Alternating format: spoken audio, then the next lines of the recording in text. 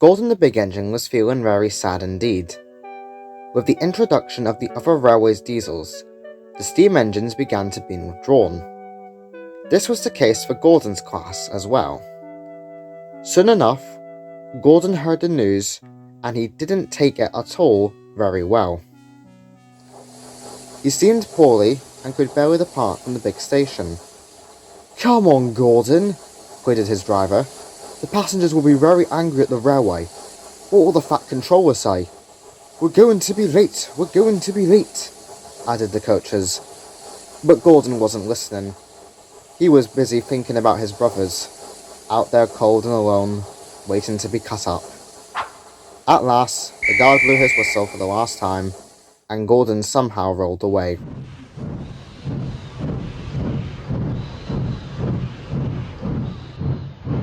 The fat controller looked sadly at the big engine and sighed. "Poor Gordon. I wonder if any of his siblings were preserved." He pondered as he left for his car. When Gordon arrived at Barrow, the diesel from the other railway was impatiently waiting for him. "Took you long enough," the diesel snapped. "No wonder your kind is getting scrapped. You're out of date, a waste of metal that nobody cares for. Make way for us younger engines. Nobody wants a clanking kettle on the express." And with that, the diesel left in a huff.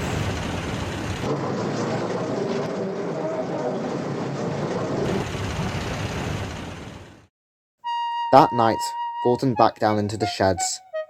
The other engines remained respectfully silent as they waited for Gordon to fall asleep. The next day, Gordon woke up feeling very ill. He felt an immense pain in his frames. Soon, the workmen came to inspect and found a slight crack. "Good thing you fell this early on, Gordon. I'm sure the works will do wonders to make you feel better."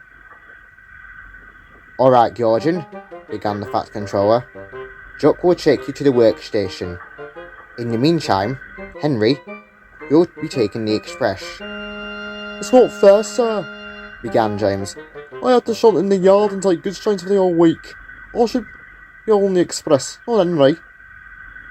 The fat controller ignored James as he turned back to Gordon. "I wish you a speedy recovery, Gordon," he said as he turned on his heel. Later that day, Doc hobbled up to Gordon and told him to the works. "Have a nice rest, Gordon," said Doc as he left for the big station. That day, work began on Gordon. The workmen were having a hard time as they were working. Gordon felt sleepy and he soon dozed off. He woke up after what seemed like a few hours. It was night, and the works was completely empty. No rolling stock, no workman's tools, nothing. "Where am I?" he said as he looked around. "Where did all the workmen go?" He was interrupted by the horn of a diesel, which was coupled to a very familiar shape of a steam engine. "See how right I am, Gordon," explained the diesel. "One by one, each and every one of your siblings will be gone." The diesel laughed as he left the works. Gordon was frightened. He looked towards the engine that had a near identical shape to his own. Who are you? What are you doing here? This isn't the Cravens Gate I know."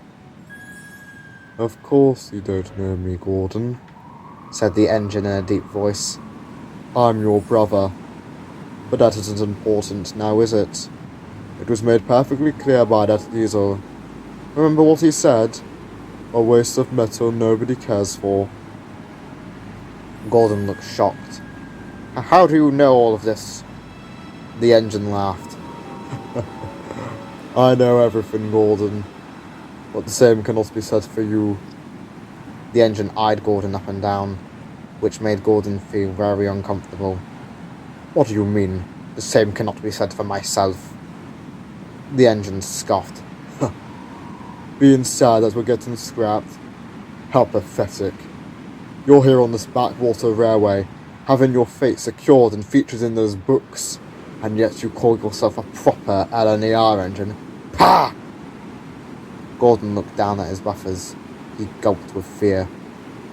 But that doesn't matter, my dear Gordon. Now does it? You'll be joining us, after all, in the scrap yards. Gordon looked scared. The engine continued. I know, Gordon, that you're struggling with your precious express. I know that you're short of breath every time you need to take a break to rest. You are old. You're going to be replaced.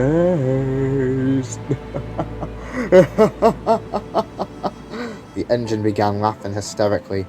All the while, Gordon looked around nervously for help. All of a sudden, the engine began calling him. Gordon? Gordon? Gordon? Wake up, Gordon! Gordon jumped out of his sleep, with the Fat Controller and the workman looking at him, rather startled. Is everything alright, Gordon? Asked the Fat Controller.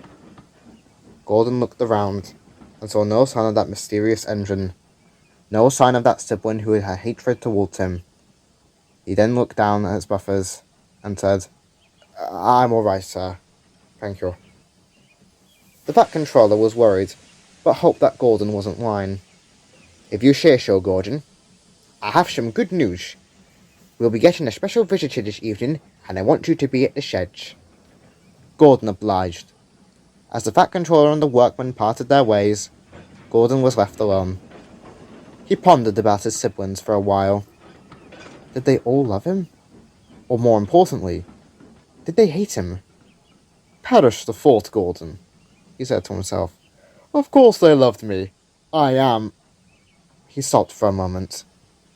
I was their brother. And with that, he had puffed away.